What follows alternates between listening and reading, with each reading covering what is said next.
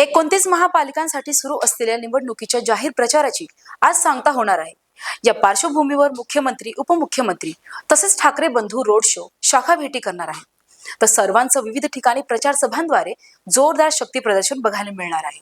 लाव रे तो व्हिडिओ असे म्हणत मुख्यमंत्री देवेंद्र फडणवीस यांनी ठाकरे बंधूंनी केलेल्या टीकेला चोख प्रत्युत्तर दिले। नकल करता करता काकांच्या पक्षाची काय अवस्था झाली आहे असा टोला मारत त्यांनी आदित्य ठाकरे आणि राज ठाकरे यांच्यावर चिमटा काढला। डोंबिवलीत भाजप आणि शिवसेना गटाच्या कार्यकर्त्यांमध्ये जोरदार राडा झाला।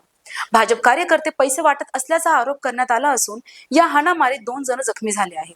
पुण्यातील हडपसर येथील सभेत उपमुख्यमंत्री अजित पवार यांनी भाजप नेते मुरलीधर मोहोळ यांच्यावर पुन्हा एकदा निशाणा साधला। निलेश घायवळ यांच्यासोबतचा फोटो दाखवत त्यांनी थेट आरोप केले। मनसे प्रमुख राज ठाकरे यांनी जोरदार प्रत्युत्तर दिले। टाटा, अंबानी आणि गौतम अदानी माझ्या घरी येऊन गेले होते, मग त्यांच्या पापांवर पांघरून टाकायचं का, असं सवाल करत त्यांनी भाजपवर हल्लाबोल केला।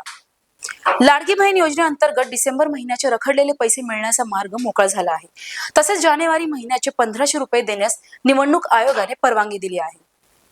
राज्यातील महापालिका निवडणुकीच्या प्रचाराचा आज शेवटचा दिवस आहे। 15 तारखेला मतदान होणार असून 16 तारखेला निकालाचे चित्र स्पष्ट होणार आहेत।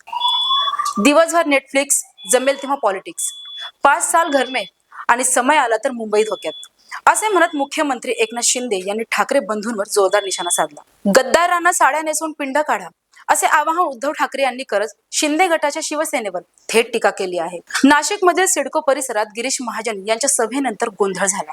प्रवीण तिमे यांनी काही कार्यकर्त्यांना ड्रग पेडलर्स असल्याचा आरोप करत व्हिडिओ दाखवला आणि महाराजांना अडवून जाब विचारण्याचा प्रयत्न केला। राष्ट्रवादी काँग्रेसचे नेते जयंत पाटील यांनी राज्यातील महापालिका भ्रष्टाचाराचे अड्डे बनत असल्याचा आरोप केला असून सामान्य कार्यकर्त्यांना संधी देण्याची गरज असल्याचे मत व्यक्त केले आहे।